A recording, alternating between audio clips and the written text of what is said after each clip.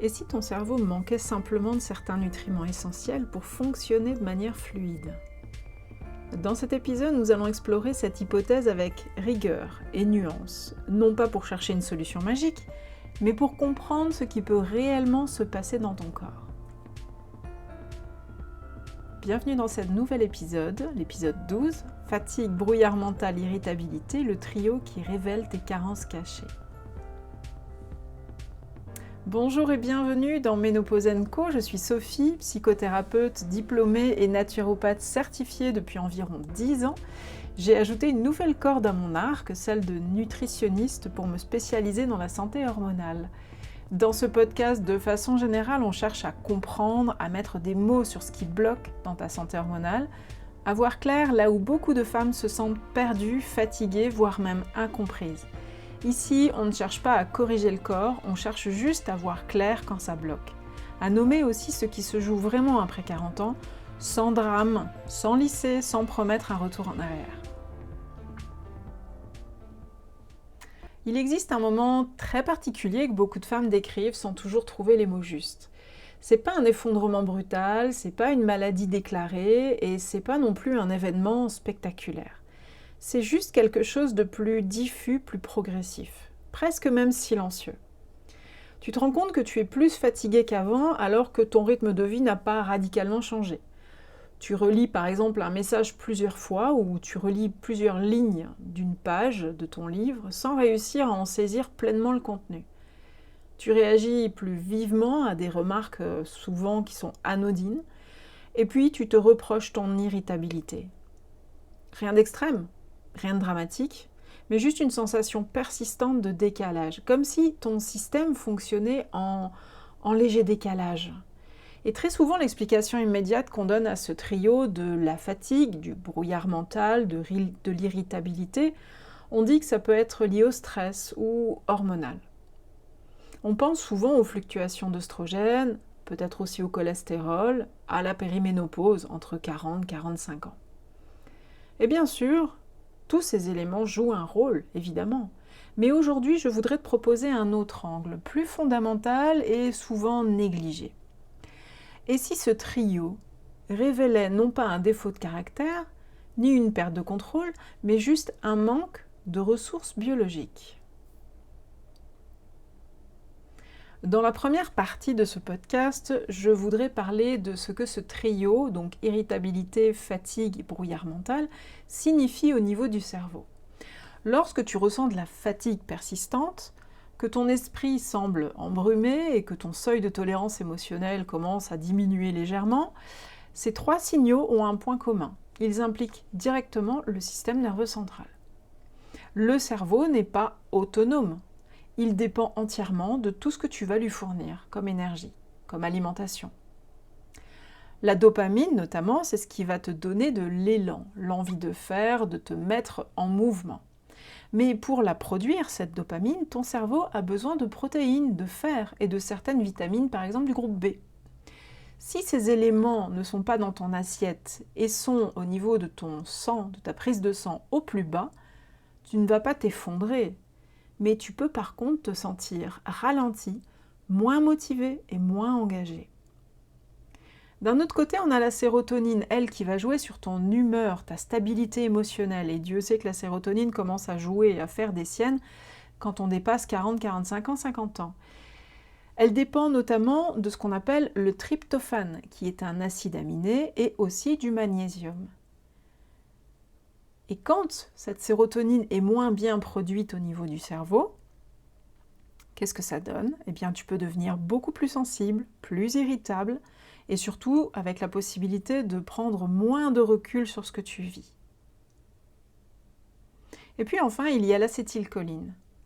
On en parle un peu moins, mais elle est vraiment essentielle, surtout pour la femme en périménopause et en ménopause. Parce que là, on parle, l'acétylcholine donc va permettre d'avoir une fonction essentielle au niveau de la mémoire et au niveau de la clarté mentale. Ça te parle? Tu vois un petit peu là où je vais en venir. C'est elle qui te permet de réfléchir de manière fluide, de trouver tes mots, de rester concentré, de ne pas oublier ce que tu étais censé faire quand tu as passé la porte juste là, il y a quelques secondes.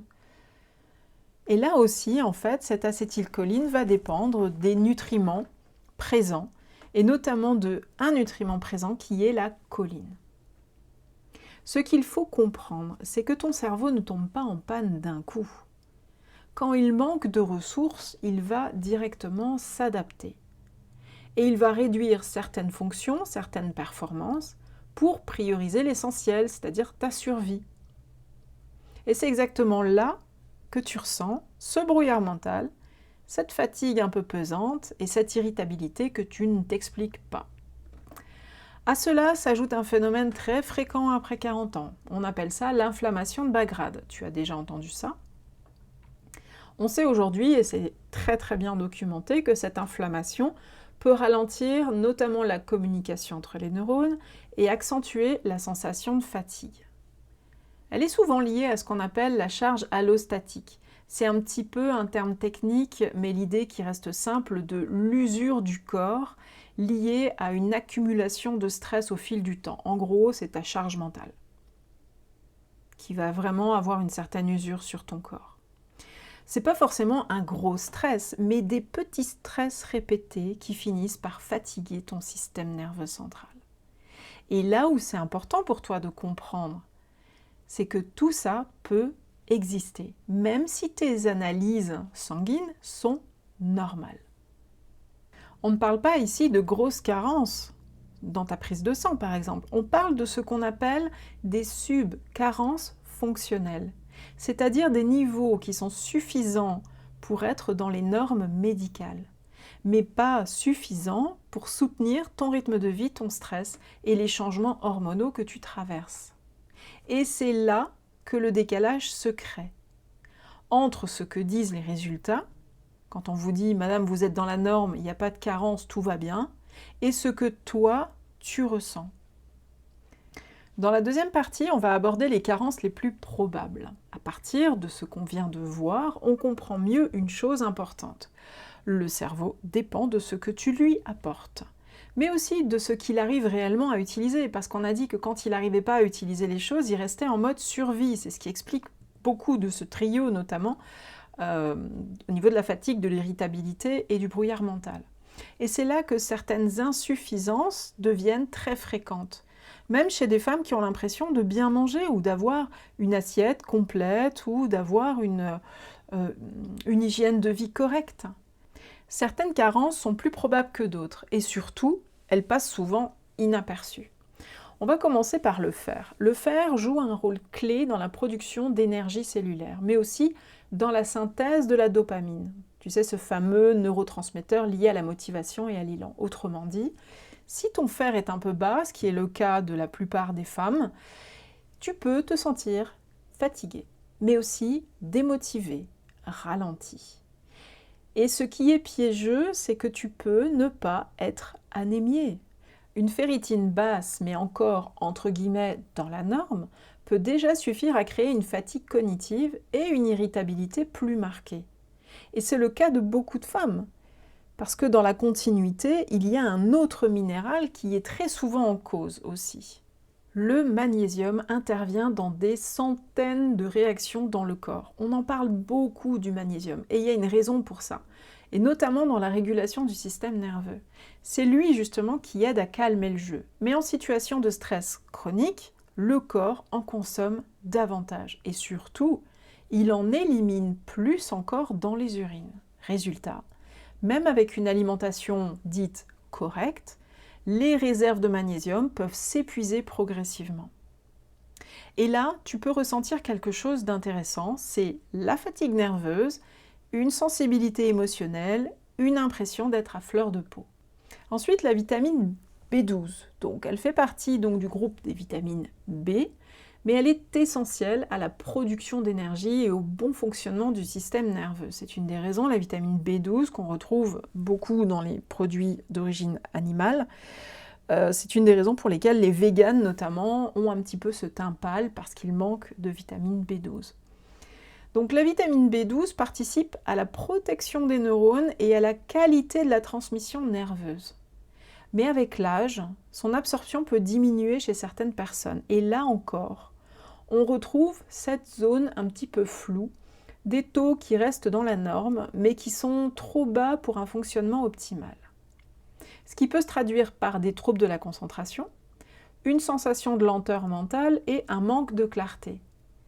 Donc là, on voit déjà que rien qu'avec le magnésium, le fer, la vitamine du groupe B, donc la B12, rien qu'avec ces 3 éléments, même si vous êtes dans la norme selon votre prise de sang et que vous ressentez ces sensations de fatigue, d'irritabilité et de brouillard mental, le fait de se supplémenter légèrement ou d'adapter avec une alimentation qui va compléter ces 3 éléments pourrait déjà vous aider. Et enfin, dans le même registre, je voudrais ajouter les oméga 3, parce qu'ils sont essentiels. Les oméga 3, les oméga 3, on a notamment le DHA. Il fait partie de la structure même des membranes des neurones. Autrement dit, il va influencer directement la qualité de la communication dans le cerveau. Quand l'apport est insuffisant en oméga 3, les membranes deviennent beaucoup moins fluides et la transmission des informations nerveuses peut être moins efficace. Ce qui va jouer sur l'humeur, la concentration et à nouveau la clarté mentale. Et enfin, il y a un point qui est aussi très fréquent que je rajoute là, en fait, que je voudrais parler, est largement sous-estimé, même si on commence à en parler un petit peu plus. Ce sont les protéines. Les protéines apportent les acides aminés au niveau du cerveau qui a besoin pour fabriquer ces neurotransmetteurs. On a parlé tout à l'heure donc de la dopamine, du tryptophane, de la sérotonine, etc. Les protéines sont les acides aminés dont le cerveau a besoin pour les fabriquer. Sans protéines, pas de dopamine, pas de sérotonine, ou en tout cas pas de manière optimale. Or, après 40 ans, très souvent, les apports sont insuffisants. Et par habitude, ou alors par manque d'appétit, ou parce qu'on mange un petit peu plus léger en pensant bien faire dans le cadre d'une perte de poids ou d'une santé ou d'une hygiène, on va dire, alimentaire qu'on veut améliorer. Alors concrètement, qu'est-ce que ça signifie dans l'assiette ? Maintenant que tu comprends mieux ce qui se joue au niveau du cerveau, la vraie question devient à quoi ressemble concrètement ma journée. Parce que très souvent, les déséquilibres ne viennent pas de très grandes erreurs, elles viennent de petites habitudes qui sont répétées tous les jours. On va prendre un exemple très courant. Le matin, tu te lèves, t'as pas très faim ou t'as pas le temps. Alors tu prends juste peut-être un café, un verre d'eau, parfois accompagné d'un petit peu de sucre ou alors un biscuit vite fait sous la main comme ça, sorti du placard rapidement. Sur le moment, c'est très bien, ça passe, ça fait l'affaire, mais en réalité, tu n'apportes ni protéines, ni nutriments suffisants à ton cerveau. Résultat ? Eh bien, je te le donne en 1000, ton corps fonctionne sur stimulation. Grâce à qui ? Grâce au cortisol. Mais ce n'est pas une vraie énergie.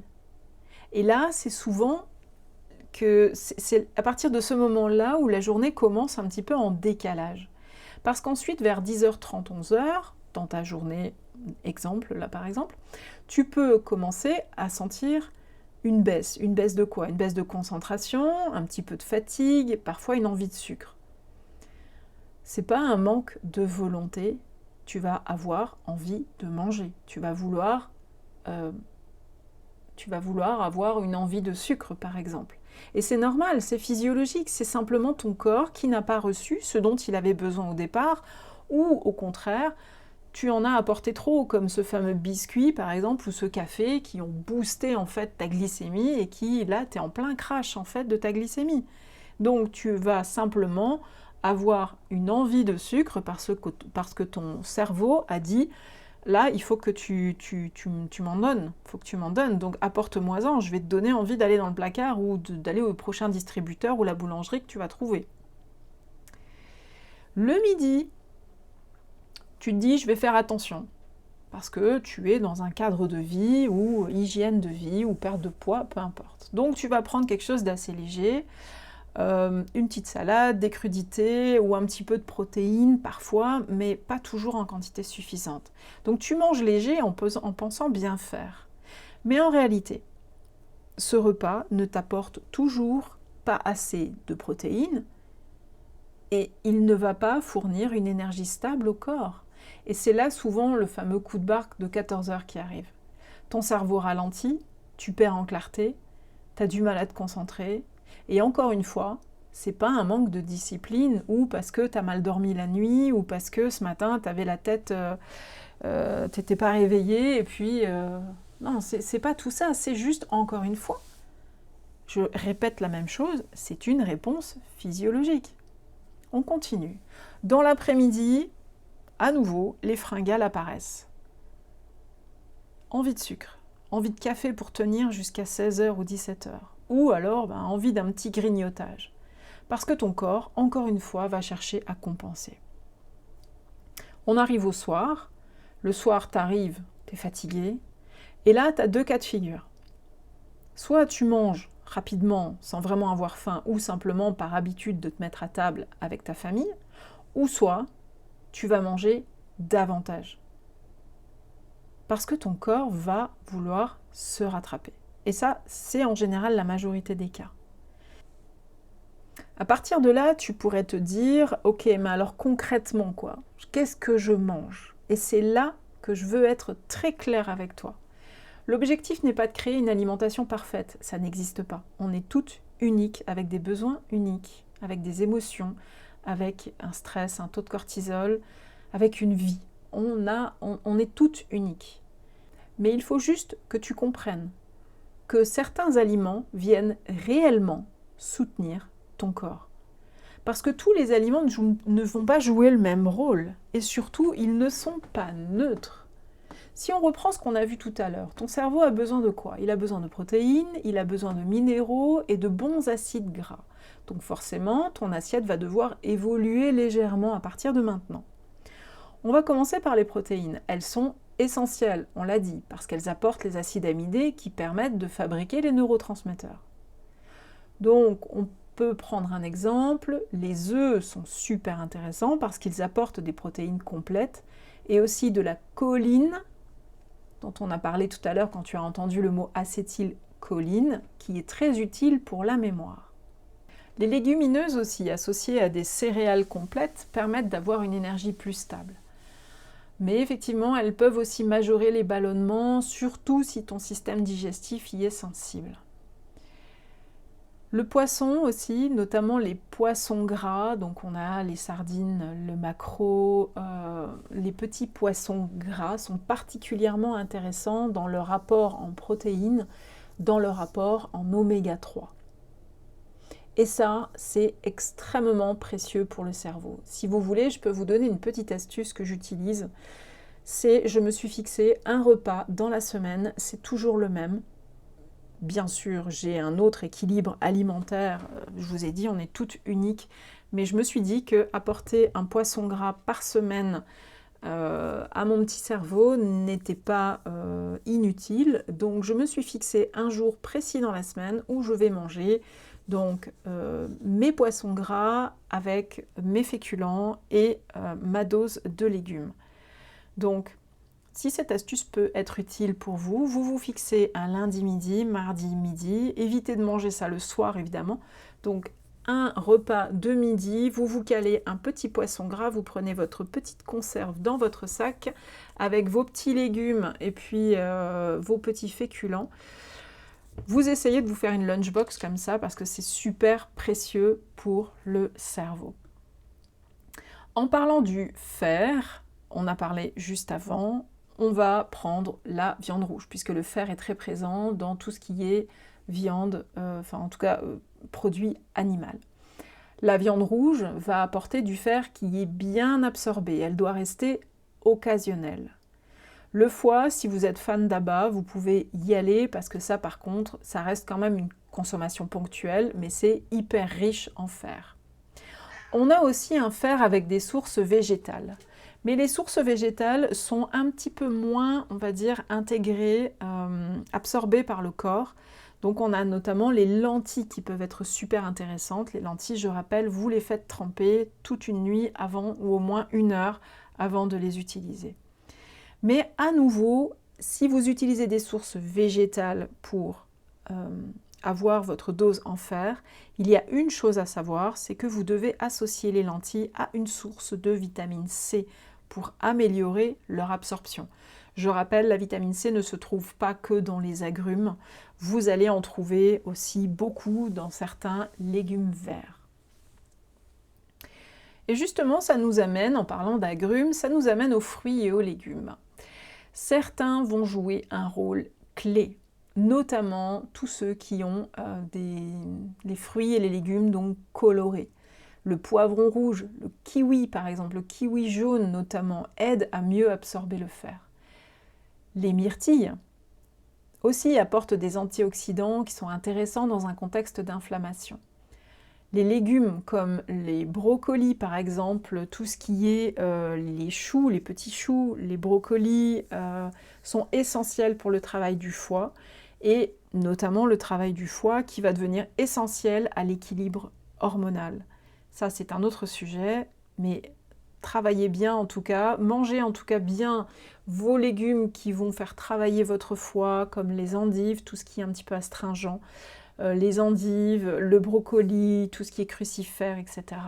Mais là encore, je mets un point d'honneur à vous dire que tout dépend de votre tolérance digestive. Parce que si ça vous provoque des ballonnements, des gaz, etc., c'est pas la peine. Levez le pied sur justement tout ce qui est crucifère. Donc dans la même logique, on va suivre, maintenant on va parler du magnésium. Le magnésium, on en retrouve un petit peu partout aussi et vous pouvez éviter de vous supplémenter en magnésium, notamment en consommant régulièrement des amandes, du chocolat noir. Alors je vous vois venir, le chocolat noir, ce n'est pas la plaquette qui doit y passer. On va se réserver ça par exemple pour le goûter, 1 ou 2 carrés, c'est largement suffisant.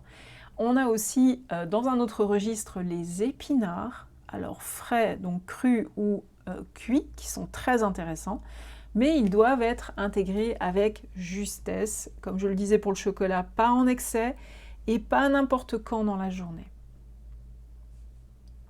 Et enfin, on finit avec les oméga 3, je le disais tout à l'heure, on a les poissons comme le saumon. Le saumon, c'est quand même un gros poisson, c'est, vous savez, au niveau de la contamination au mercure, c'est quand même pas top, donc allez plutôt sur les sardines, les maquereaux, les tout petits poissons qui seront un petit peu moins contaminés. Ils sont directement, en fait, les oméga 3 des sardines et des maquereaux par exemple sont directement utilisables par le corps. Petite astuce également, utilisez des maquereaux ou des sardines qui sont en fait dans l'huile d'olive. Ce qu'il faut savoir, c'est que cette huile d'olive dans laquelle ont baigné les maquereaux et les sardines sont blindées d'oméga 3. Ça veut dire quoi? Ne la jetez pas. Même si vous allez me dire je vais quand même pas manger l'huile avec les sardines, moi je vous dis que si, parce que si vous en mangez une fois par semaine, ce n'est pas grave, ça reste de l'huile d'olive qui est très bonne pour le corps et vous pouvez prendre un excellent morceau de pain, pas de pain blanc mais un pain de qualité que vous allez légèrement absorber l'huile dedans parce que vous allez avoir non seulement les bienfaits de l'huile d'olive, mais également les bienfaits donc des oméga 3 des sardines, puisque l'huile d'olive et la sardine, entre guillemets, ont un petit peu mélangé leurs oméga 3, donc c'est plutôt intéressant. Et on a aussi les graines de chia, par exemple, qui apportent une forme végétale. Elle est un petit peu moins bien convertie en oméga 3, surtout pour la quantité qu'on utilise, mais les graines de chia consommées tous les jours n'est pas un problème, au contraire, allez-y. Et tout ça nous ramène à quelque chose d'essentiel. Il n'y a pas d'aliment parfait, il n'y a pas de liste idéale, mais il y a une chose qui compte vraiment, c'est comment ton corps réagit à ce que tu manges. Donc fatigue, brouillard mental, irritabilité, quand ces signaux s'installent, on peut rapidement avoir l'impression que quelque chose part en cacahuète, quelque chose décline, que l'on perd en énergie, que l'on perd en capacité ou en contrôle de soi. Mais ce que tu as entendu tout au long de ce podcast raconte autre chose. Ces signaux ne sont pas forcément le signe d'un problème complexe. Ils sont souvent beaucoup plus simples qu'on peut l'imaginer. Ils indiquent simplement que le système nerveux manque de ressources. Avant de penser que tu changes, que ton corps change, ton esprit change en moins bien, ça vaut quand même la peine de poser une autre question. Est-ce que ton cerveau est suffisamment bien nourri, à la hauteur de ce que tu lui demandes chaque jour? Parce que s'il a des besoins, il faut lui donner ce qu'il a besoin. Enfin, il faut complémenter tout ça. J'espère que cet angle de vue va permettre, en tout cas, à t'ouvrir un petit peu les yeux. Parce qu'on lui demande beaucoup à notre cerveau. On lui demande de tenir, on lui demande de gérer, de décider et de s'adapter en permanence. Et ça a un coût. Alors voir clair quand ça bloque, c'est pas forcément chercher plus loin que le bout de son nez. C'est parfois revenir à quelque chose de très simple. Observer, comprendre, réajuster par des gestes simples. Et dans ce cas précis, ça commence souvent par l'assiette. Il n'y a pas que ça, bien sûr, mais ça commence souvent par l'assiette.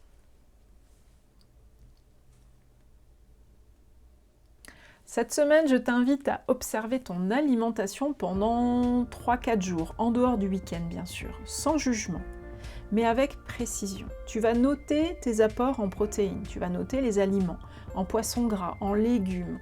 Tu vas noter sur un petit carnet tout ce que tu manges, le matin, le midi, le goûter, si tu prends un goûter, le soir, ainsi que tes grignotages. Note tout ça, non pas pour te juger, non pas pour te donner en fait un coup sur la nuque pour te dire « Ah, ton hygiène de vie n'est pas bonne » ou au contraire, peut-être qu'elle est excellente, mais il suffit juste peut-être de quelques ajustements. Si tes symptômes persistent, on peut en discuter ensemble. Je peux te proposer un accompagnement sur mesure selon tes besoins. N'hésite pas à me contacter pour ça. Si cet épisode t'a apporté une nouvelle perspective, partage-le à une femme qui se demande en ce moment si elle est en train de perdre pied. Peut-être qu'elle a simplement besoin de voir plus clair dans son assiette par rapport à son quotidien. On se retrouve très vite dans un prochain épisode de Ménopause & Co. Bye!